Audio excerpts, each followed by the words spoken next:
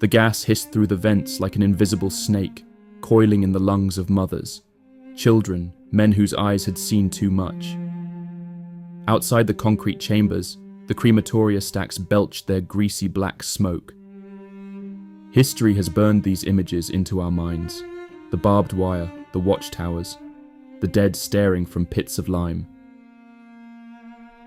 But if you look closer, past the SS men in black, the faces of Hitler, Himmler, and Heydrich, the monsters etched on Nuremberg's dock.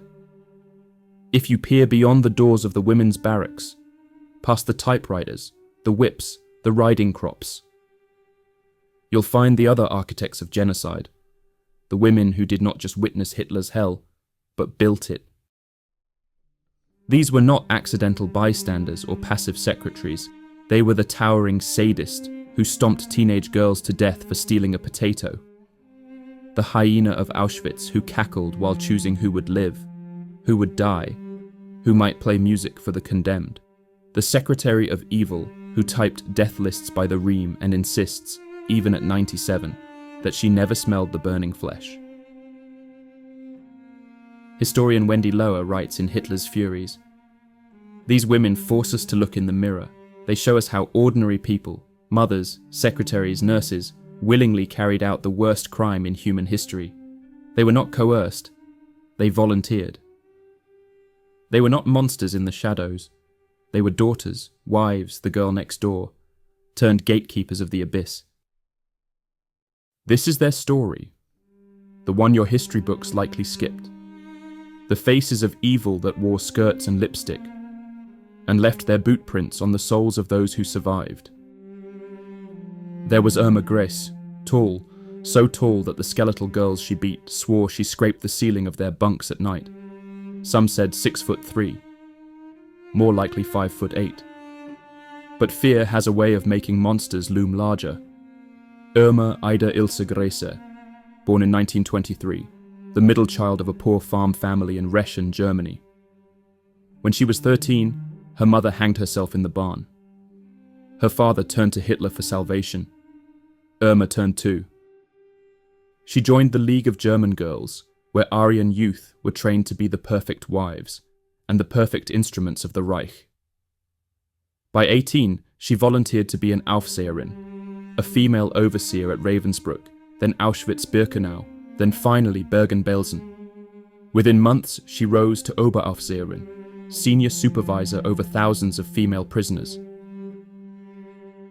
They called her the beautiful beast, the blonde angel of death. She wore a polished leather uniform, black boots to the knee, a riding crop tucked under one arm, a loaded pistol strapped to her belt. And she used them all. Survivor Helena B. remembered the day she stole a potato from a kitchen scrap heap. Grease caught her, forced her to crawl across the roll call square on her knees, while striking her so hard the girl's teeth cracked.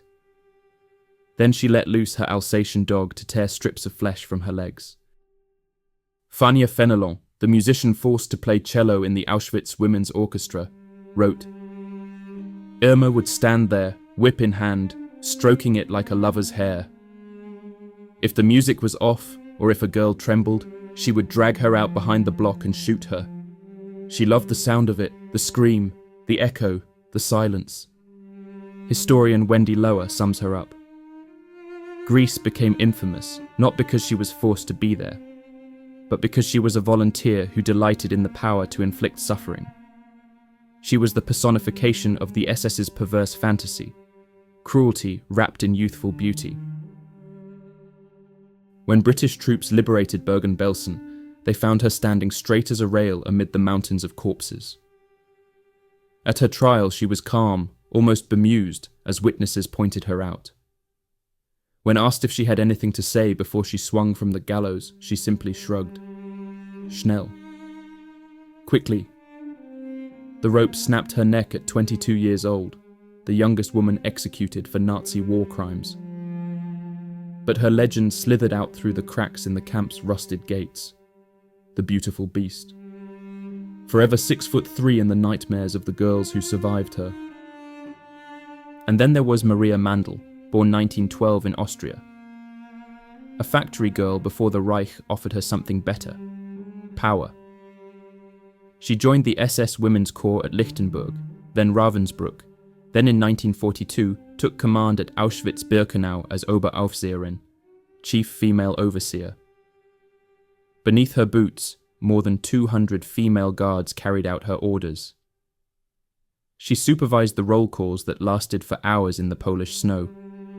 She organized the forced labor brigades that worked women to skeletons, but it was her role on the ramp that made her truly infamous. She stood next to Joseph Mengele, the angel of death, and handpicked which prisoners would go left, to forced labor, or right, to the gas chambers. She had a preference for pretty young girls. Some she kept alive for the women's orchestra, her pet project of forced musicians who played cheery marches as the condemned trudged toward the crematoria. Fania Fenelon recalled, "Mandel loved the orchestra. She would stand in the front row, tapping her foot, humming. She said the music made the work go faster." Historian Lawrence Rees writes, "Maria Mandel was the perfect embodiment of the camp's sadistic efficiency. The bureaucracy of murder married to a personal appetite for cruelty." When the Red Army closed in, Mandel fled, but American troops found her hiding in the Alps. She went to the gallows in 1948, convicted of sending tens of thousands to their deaths, her cackling laughter silenced at last. And then there was Ilse Koch, born Ilse Köhler in Dresden, 1906. The daughter of a factory foreman, she became a librarian, shy and bookish by many accounts, until she met Karl Otto Koch, the commandant of Buchenwald. Together they forged a dark dynasty, a couple drunk on power and unspeakable cruelty. Prisoners called her Die Hexe von Buchenwald, the Witch of Buchenwald. Ilse liked to ride around the camp in jodhpurs and knee-high boots, watching prisoners flinch at her presence. Eyewitnesses claimed she ordered inmates with unusual tattoos to be killed so she could have their skin tanned for lampshades. The rumor went that she had book covers and gloves made from the preserved human hide. Some evidence exists. Human skin artifacts were indeed found at Buchenwald. But historians debate whether Ilse herself masterminded this ghastly craft. Yet there is no doubt about her sadism. Survivors testified how she handpicked prisoners for torture, laughed as guards flayed men alive with whips, and once demanded a young boy be shot for mocking her by not bowing fast enough. Historian Richard J. Evans notes, "Whether every detail of the skin lampshades is true or not, the image stuck because it captured the utter corruption and sadism of the SS camp system, and Ilse Koch was its perfect face." After the war, Ilse was one of the first women tried by an American military tribunal. She appeared calm, defiant, even pregnant during the trial, which some believed was a ploy for sympathy. It didn't work. She was sentenced to life, later controversially reduced to 4 years, then retried by a German court in 1951. This time, she went down for good. Ilse Koch hanged herself in her cell in 1967. And then there was Hildegard Lechert, only in her 20s when she became known as Bloody Brigitte to the trembling prisoners of Majdanek and Ravensbrück. She wasn't as famous as Irma Gräse or Ilse Koch, but among survivors, her name brought the same night sweats. Born in Berlin in 1920, Lechert came from a working-class family. She joined the SS Women's Corps and found herself at the Majdanek camp, one of the most brutal extermination centers of the Holocaust. There, she earned her nickname for her unrestrained sadism. Beatings, forced marches in the dead of winter, punishments so savage they shocked even some of the male SS officers. Prisoners testified how Lechert would come into the women's barracks at night, drag out the sick or the dying, and stomp them to death in the snow. If she was in a good mood, she might whip a girl unconscious instead. In Ravensbrück, she reportedly bragged that she had the best whip in the Reich, made to her exact specifications, studded with lead tips that split flesh like paper. After the war, Lechert disappeared for a while into the anonymity of a war-torn Germany, but Polish authorities found her and dragged her back for the Majdanek trials, one of the largest war crimes prosecutions in Eastern Europe. She was convicted, imprisoned, released, only to be arrested again in West Germany during the 1970s when new evidence surfaced of her actions at Ravensbrück. Historian Wendy Lower writes, "Leckert is proof that some women's cruelty shocked even their fellow Nazis. When you horrify the SS, you've crossed a line few ever dared approach." She died in obscurity in the 1990s, a footnote in the archives. Yet for the women who huddled in the barracks she prowled, Bloody Brigitte will never be just a footnote. It is tempting to think the Holocaust's violence was all bullets, gas and boots. But for some women prisoners, the terror came in the form of a white nurse's cap and the soft promise of treatment. At Ravensbrück, the largest women's concentration camp, doctors conducted grotesque medical experiments, many assisted by a corps of SS nurses who blurred the line between healer and executioner. Hertha Oberhäuser, for example, the only female doctor tried at the Nuremberg doctors' trial. Trained as a physician, she took part in surgeries that involved deliberate infection of prisoners' wounds, bone transplants without anesthesia, sterilizations that left girls permanently mutilated. Prisoners recalled how Hertha and her nurses would rub their shoulders, speak softly, then hold them down while the scalpels sliced open healthy flesh for research. Historian Catherine Kompisch, in Female Perpetrators in National Socialism, wrote, "The SS nurses and female assistants turned the art of healing into a theatre of cruelty. They betrayed every principle they once swore to uphold. Some nurses fled when the Allies came. A few were hunted down, but many blended back into civilian life. One survivor later testified that she recognized her tormentor working as a children's nurse in a Hamburg hospital, tending to toddlers with the same hands that once sterilized girls in filthy barracks." The story of the nurses of death reminds us that the Reich's killing machine needed more than gas and guns. It needed scalpels, syringes, and the cold comfort of a caring voice. The horror of Nazi women did not begin and end behind barbed wire. Some of the regime's cruelest female conspirators never wore an SS uniform or cracked a whip. They gave birth. Lebensborn, fount of life, was Himmler's pet project to breed the master race. Special homes were built across Germany and occupied Europe, where racially pure women were encouraged to give birth to Aryan children, fathered by carefully selected SS men. Sometimes the mothers were volunteers, proud to do their part for Hitler's dream. Sometimes they were not.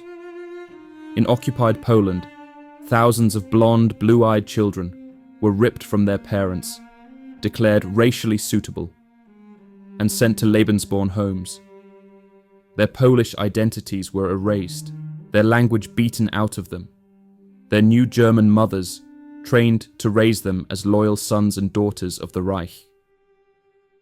Historian Mary Fulbrook calls these women the baby snatchers of Nazism, writing, "They weaponized motherhood, they turned family into ideology, and ideology into a machine of cultural genocide.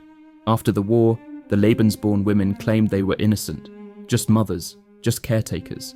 But for the tens of thousands of children stolen, reprogrammed, and sometimes lost forever, there was no innocence in the lullabies of the Third Reich." It's easy to fixate on the women in black boots and SS uniforms cracking whips and beating children. But the Reich was not built by sadists alone. It was also built by the secretaries in pencil skirts, the typists who sat at their clattering Remingtons, the young women who filled out train timetables and meal rations, never once smudging their lipstick. In the huge archives of Nazi records, you can trace the hand of countless women like Irmgard Fürchner, the Secretary of Evil. She was just one of hundreds who worked in commandant's offices at camps like Auschwitz, Ravensbrück, and Stutthof. They typed execution lists, filed transport orders, kept inventories of clothing stripped from corpses and gold pried from teeth. Sometimes they joked about it at lunch. One surviving letter from a guard at Majdanek describes pretty Fräuleins giggling as they sorted paperwork for a transport of 2,000 Jews from Lublin. Some of these women typed out the orders for how much Zyklon B to requisition for a given month, carefully calculating how much gas was needed to kill a barracks of men, women, and children. Historian Wendy Lower writes, "These female clerks were not clueless scribes. They handled the Reich's deadliest paperwork. They read the lists. They knew what the euphemisms meant. Special treatment. Evacuation to the east. They were the spine of the killing bureaucracy. Some claim they never looked out the window, that they never smelled the stench of burning hair and flesh drifting from the chimneys. But survivors remember these girls flirting with SS men, dancing at canteens after work, the faint sweetness of perfume on their uniforms mingling with the reek of death. The machinery of mass murder did not run only on camps and cattle cars. It ran on gossip, on envy, on the soft knock at a neighbour's door at midnight. Across Germany, Poland, Ukraine, and occupied territories, thousands of ordinary German women betrayed Jewish families, Roma neighbours, even their own friends, often for nothing more than an extra ration card, a nicer flat, or a petty grudge. In Reckonings, historian Mary Fulbrook recounts how one Berlin housewife reported the elderly Jewish woman downstairs for hoarding butter, knowing full well the deportation squads would come for her. In a village in Silesia, a farmer's wife denounced her childhood friend's family, hoping to take over their orchard. In Latvia, local women joined paramilitary auxiliaries, the so-called Schutzmannschaften, that helped round up Jews into synagogues before they were burned alive. The Reich rewarded betrayal. Women who informed on Jews or resistance fighters could receive the victims' ration books, furniture, or even their homes. Historian Richard J. Evans writes, "Nazism gave everyday greed and envy the force of the state. It made petty betrayals a virtue. This was the banality of evil at its purest, not the iron-fisted commandant or the cackling hyena, but the good neighbour who leaned in to whisper, 'They're hiding in the cellar.' When the camps fell and the Reich lay in ruin, the story began to shift. The same women who strutted down the ramp at Auschwitz, who typed the lists of names, who nursed at Ravensbrück, they melted into the rubble and claimed innocence. It worked. Of the estimated 3,500 women who served as guards, nurses, and secretaries in concentration camps, only a tiny fraction were ever tried. Many more slipped back into the fabric of ordinary German life, married, had children, and told bedtime stories that omitted the barbed wire and the stench.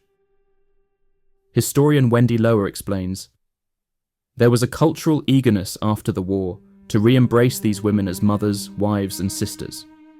The post-war narrative needed them to be victims, not perpetrators. And so they were quietly forgiven, while their crimes gathered dust in forgotten archives. Some went to their graves unrepentant. Others gave interviews decades later, half confessions dripping with excuses. 'We were young, it was all so long ago. How could we know?' But the paper trails do not lie, nor do the survivors' scars. Vanya Fenelon could never forget Maria Mandel's shriek of laughter echoing over the orchestra as the chimneys belched flame behind the camp fence. Lena Kübler, who survived Ravensbrück's sterilization experiments, later told a German reporter, "I can forgive the doctors more easily than the nurses. The nurses smiled. They held our hands. Then they helped them cut us open." These voices remind us that the face of evil is not always a dictator on a balcony or a uniformed thug with a gun. Sometimes it's a pretty girl with braids, a nurse with kind eyes, a secretary with perfect typing speed. More than 75 years later, the myth of the innocent German woman still holds power. But history, real history, cracks it wide open. These women did not merely stand by, they chose. They raised their hands and asked for the job. They signed the paperwork. They cracked the whip. They called the Gestapo on neighbours. They smiled as children choked on gas they ordered by the ton. Historian Wendy Lower leaves us with this. There is no single way to explain these women's actions. They were not monsters. They were not mindless. They were not powerless. They were ordinary people given extraordinary power over life and death, and they chose to use it. We must remember them not to gawk at evil, but to see how ordinary it can be. How it comes dressed as a neighbor, a secretary, a nurse, or even a mother who whispers lullabies in one ear and betrayal in the other. Evil did not wear a uniform alone. It wore a skirt. It wore a smile, and it left its mark in ash and bone. Today, if you stand on the ramp at Auschwitz, you can almost hear the echo of the orchestra that Maria Mendel so loved. If you walk the halls of Ravensbrück, you can see the faded graffiti scratched by women who knew the nurse's scalpel was coming for them next. If you read the trial transcripts, you'll find the signatures of secretaries who typed names they would rather forget. This is the story of the Nazi women, the beautiful beast, the hyena, the bitch of Buchenwald, the secretary of evil, the bloody Brigitte, the nurses of death, the baby snatchers of Lebensborn, the village gossips who gave up their neighbours for a sack of potatoes. May we never forget that cruelty is not the preserve of monsters alone. It lurks in the human heart, waiting for permission.